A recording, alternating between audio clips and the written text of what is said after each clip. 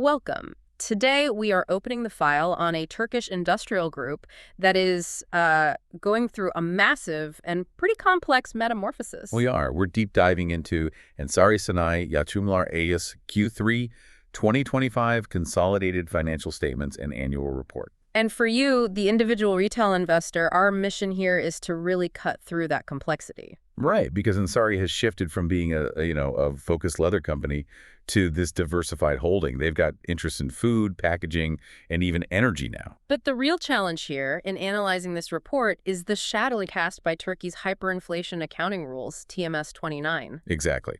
We see this dramatic conflict between how the business is performing on the ground versus what the final bottom line actually reports. Right. And we need to dissect that conflict before you make any decisions. That is the core question, isn't it? How much of their reported improvement is real operational strength, and how much is just an accounting function designed to manage this, well, extraordinary economic environment? We're here to give you the shortcut to understanding the specific numbers that matter most.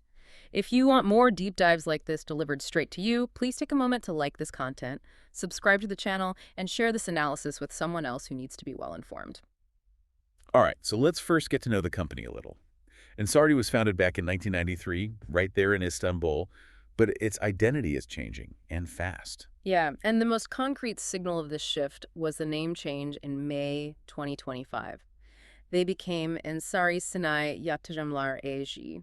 Which literally translates to Ensari Industrial Investments. It's basically a declaration of intent. I mean, historically, their core business was processing raw and semi-finished leather. They still operate that factory in Ercan Tekirdağ, but the future is all about diversification. And they did this through partial spin-offs, right? The process known as Kazmi Bölünme. Exactly, which allowed them to carve out and establish 3 wholly owned separate subsidiaries. And those subsidiaries, really the new face of Ensari. You've got Ensari Un, which is their flour production arm. Right, operating out of Kızıltepe in Mardin, which is a pretty big geographical shift eastward.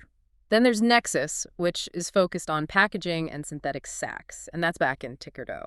And critically, the youngest and maybe the most promising piece of the puzzle, Ensari Yenilenebilir, Energy A. That's the renewable energy arm. It was only established in January 2024. And that one's headquartered right alongside the main company in Zeytinburnu, Istanbul. That tells you something about where management's focus is. It really does. Interestingly, though, their operational footprint seems to be shrinking even as the corporate structure is growing. We noticed a major contraction in their workforce. Yeah, as of September 30, 2025, they had 73 employees. That's down from 112 at the end of 2024. It's a pretty big drop. It's highly significant. I mean, in a holding company structure, this could signal a couple of things. Either massive efficiency gains in the spun-off units or, a severe downsizing of the old legacy leather operations. Either way, it points to deep internal change. And from a governance standpoint, well, the paid-in capital is 116.8 million TL. Mohammed Nuri Ensari, he's the key shareholder, and he maintains really firm control with 56.71% ownership, which is amplified to 67.42% voting power because of preferred shares. Okay. The board of directors has 5 members, which includes the 2 required independent members. But it's worth noting, based on the material we looked at, the current board doesn't include any female board members. Right. And on the expense side, the total compensation for top management, mainly paid as attendance fees, came to 5,570,884 TL for the first 9 months of 2025. Which is a slight uptick from last year. Yeah, which is pretty typical for a company managing high inflation and, this level of restructuring. So we know the company is now a diverse industrial investor exposed to the, unique dynamics of the Turkish economy. What does the competitive environment look like, especially with all this diversification? It's incredibly demanding. The legacy leather business, it has some quality recognition like the LWG certification they've had since 2020. But the new ventures flour, packaging those, put Ensari in really capital-intensive competitive markets. And the major external pressures. They come from 2 places. First, access to and just the astronomical cost of finance in Turkey. And second, rising input costs, specifically energy and logistics. And we also saw they mention external risks tied to global politics, something about the contraction in export markets because of the Russia-Ukraine war. Exactly. Let's use a quick SWOT filter to sort of frame this for the listener. Good idea. On the strength side, that strategic diversification is paramount. It gives them multiple revenue streams. But I think the most pragmatic strength is starting that solar energy investment. Right. That's a direct operational step to fight back against one of their biggest threats, rising energy costs. Precisely. And of course, the strong majority ownership provides stability. Okay, what about weaknesses? Well, those external pressures, they translate directly into internal pain points. The contraction in exports, the really substantial decline in gross profitability, which we'll get into, and that shrinking workforce we just talked about. But the opportunities column looks pretty exciting. There's some aggressive capital planning going on. It's bursting with it. Ensari got approval to increase their registered capital ceiling massively. From 150 million TL all the way up to 5 billion TL. That gives management an incredible runway for future investments. And the most immediate opportunity, which is exciting for retail investors, is that proposed free share issuance, the Bedelsiz. Yes, they're applying for a massive 367.46% Bedelsiz.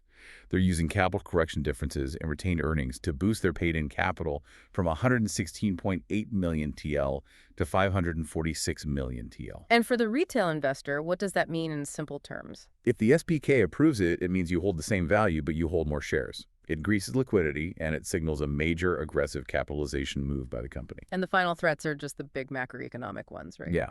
An escalating economic crisis could easily force them to delay or even cancel those ambitious solar energy plans. Okay, now we can move on to our analysis of the financials. This is where that divergence between operations and accounting strategy gets critically clear. Let's start right at the top line, revenue. And the revenue picture is, well, it's worrying. Ensari's top line contracted by a full 24%. Sales dropped from over 500 million TL last year to 382 million TL in 2025. And this wasn't just exports, right? It was across the board. Right. Both domestic and foreign sales saw significant declines. It highlights weakness in all their market segments. But wait, I found something buried in the footnotes that I think demands some critical attention here. Yeah. While their overall sales were down, related party sales went through the roof. Oh, really? Yeah. They went from just under 30 million TL in 2024 to a staggering 108 million TL in 2025. It says it's largely due to product sales to a company called Onspell Dairy. Wow. That is a massive disclosure that every investor needs to flag. So what you're saying is that over a quarter of Ensari's total sales are now coming from within the group. To affiliated parties, yeah. See, when your overall revenues are sinking, a major shift toward intragroup sales. It raises serious questions about the quality and sustainability of those sales. It's a trend that requires deep, deep scrutiny. It certainly makes the already painful profitability figures look even worse. The drop in revenue led to just a collapse in their cost structure management. Gross profit plummeted. From what to what? From about 106 million TL in 2024 to just under 30 million TL in 2025. That is a startling collapse. And the margin decrease is the real headline here. Gross profit margin dropped from a decent 21.1% all the way down to a deeply concerning 7.8%. So what does that tell us? It tells us that either their raw material costs skyrocketed far faster than they could raise prices, or there are fundamental inefficiencies in their production line. This is the clearest operational red flag in the entire report. And that pressure led to a devastating operating swing. A swing from profit to loss. Exactly. The operating result went from a 53 million TL profit in 2024 to a 49 million TL loss in 2025. So their core industrial activities are not currently self-sustaining. And this is exactly where we have to bring in the hyperinflation factor, TMS 29. Because Turkey's cumulative inflation was over 222% for 3 years, they have to apply this standard. So how does that actually work? How does inflation create a gain on the books? Well, the standard mandates that certain non-monetary assets like their property, their factories, or equipment, they have to be restated based on current purchasing power. Because they hold more of these non-monetary assets than liabilities, the restatement process generates a massive non-operational and, most importantly, non-cash net monetary position gain. And that gain was huge for this period. Colossal. 149.6 million TL. That's nearly 4 times the gain they reported last year. It's an accounting shield against operational distress. So let's put the pieces together. Ensari lost nearly 49 million TL operationally. Right. But then the TMS 29 accounting adjustment injected almost 150 million TL in non-cash gains. So what was the final outcome? The net loss figure improved, but only because of that accounting effect. The net loss for the period shrank to 37.85 million TL, down from a much larger loss of 130 million TL the year before. But it's key to remember this is still a loss. Absolutely. The inflation gain just offset the operational drag. Earnings per share are still negative. The real health of the business is in that operating loss. The net loss is just being managed by external accounting rules. Okay, let's shift to the balance sheet and liquidity. Total assets decreased a bit to 2.16 billion TL, but their cash dropped quite a bit. Yeah, cash and cash equivalents were almost cut in half, down to 13.18 million TL. And the cash flow reflects that pressure. Operating cash flow was negative, an outflow of over 52 million TL. But they found cash somewhere else. Investment activities showed a major inflow of 32.6 million TL. Which was primarily driven by the sale of investment properties. And the footnotes clarified that one. The company sold an apartment in Atasier for 25 million TL back in February. So management is strategically selling off non-core assets to support the business. Now, let's talk about debt, because this is where short-term risk really crystallizes for you, the retail investor. Okay. While their long-term debt went down, which is good, the short-term portion of their long-term debt surged. It went from 214 million TL to 255 million TL. Wow. So that means a significant $250 million TL chunk of their debt is coming due within the next 12 months.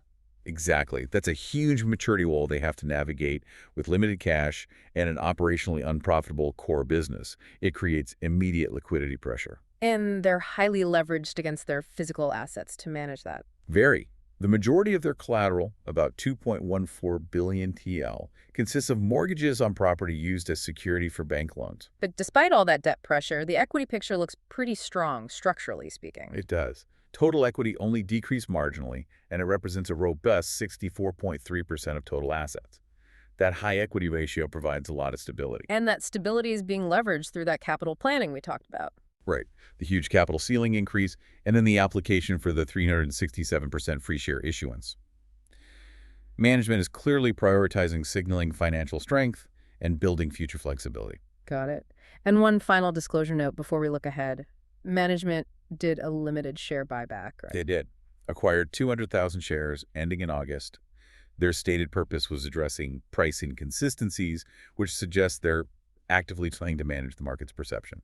So what's the official story from management moving forward, especially with these severe operational struggles? Well, their commentary really emphasizes reversing that profitability decline. They're talking about enhancing product quality, increasing market share, and aggressive cost control. And the clearest action on that front is the solar investment. Without a doubt. The solar investment at the Takirdas factory isn't just a marketing line. It's a direct strategic move aimed at cutting their energy expenses, which is a core weakness. And on the financial side, they're appointing a liquidity provider to help stabilize the stock. Right, Icon Mankulte Schurler A. Yush. So they're basically operating on two tracks, fighting the operational fires, the declining margins and revenue, while simultaneously preparing the balance sheet for the future. So let's pull this all together. What does this entire, very complex story mean for you, the retail investor? What's the core dual reality of Ensari? Absolutely. Ensari is a company defined by dichotomy. On one hand, the operations are severely challenged, revenues are contracting, gross margins have collapsed to under 8%, and they face a $250 million TL debt maturity wall within the year. The operational engine is stalled. A significant loss. A significant operating loss. On the other hand, the company is structurally powerful. It has a high equity ratio, an aggressive approved capital ceiling increase, and a planned free share issuance. They're leveraging non-operational, non-cash inflation gains to mask the severity of that operating loss. So you have to separate the cash health of the business from the reported net income. You absolutely must. And here's where it gets really interesting for you to consider going forward. Given Ensari's rapid diversification from its legacy leather operations into flour, packaging, and that critical new renewable energy arm, which of these new non-leather segments do you believe is best positioned to rapidly overcome the current high-cost environment and drive the company's next period of sustainable operating profitability, especially with all the pressure on their historic export markets? It's a bet on which new division can turn the ship around. A fascinating strategic consideration. The move into industrial investment seems sound, but its success hinges entirely on the profitability of these new ventures. And they have a lot of operational heavy lifting to do. That brings us to the end of today's deep dive into Ensari Sınai Yatırımlar. If you found this analysis helpful, please remember to like this content, subscribe to the channel, and share this deep dive with others. We'll see you next time.